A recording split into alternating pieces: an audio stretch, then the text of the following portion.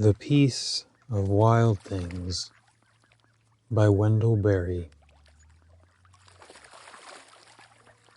When despair for the world grows in me, and I wake in the night at the least sound, in fear of what my life and my children's lives may be,